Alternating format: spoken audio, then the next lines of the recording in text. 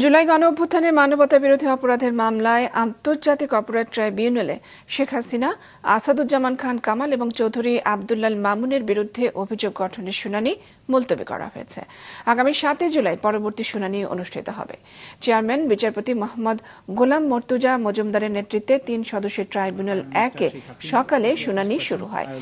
Chief prosecutor Tajul Islam শুনানি করেন, তবে প্রস্তুতি না থাকায় আজ শুনানি করেননি আসামিদের পক্ষে রাষ্ট্র নিযুক্ত আইনজীবী আমির হোসেন। পরের তারিখে তিনি তদন্ত প্রতিবেদন থেকে শেখ হাসিনাকে অব্যাহতি দেওয়ার আবেদন করবেন বলে জানিয়েছেন।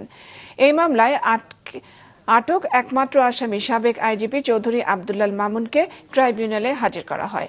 গত 12 মে এই মামলার তদন্ত প্রতিবেদন জমা দিয়েছে তদন্ত সংস্থা। 1 জুন আনুষ্ঠানিক অভিযোগ দায়ের করেন চিফ প্রসিকিউটর। অপরাধ ট্রাইব্যুনালে ইতিপূর্বে কোনো মামলা হয় নাই। অতএব শেখ হাসিনার সাবেক প্রাইম মিনিস্টার শেখ হাসিনার পক্ষে এরকম কোনো মামলা বাংলাদেশে, মানে শেখ হাসিনা বলতে চাচ্ছি যে আরও অন্য কোনো প্রধানমন্ত্রীর বিরুদ্ধে এরকম কোনো মামলা হয় নাই এবং একটি কঠিন গুরুতর চার্জের মামলা।